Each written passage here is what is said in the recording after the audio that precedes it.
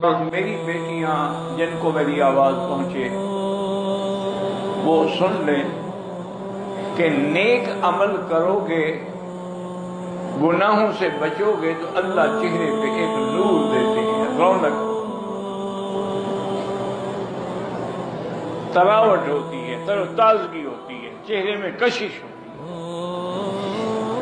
और अगर गुनाह करोगे तो चेहरे पर स्याही होती है और चेहरे के अंदर नूर नहीं होता, बल्कि चेहरा ऐसे होता है जैसे फीका फीका हो, कोई देख चूसा हुआ आम हो। क्योंकि ये गुनाह का असर है, गुनाह या स्याही।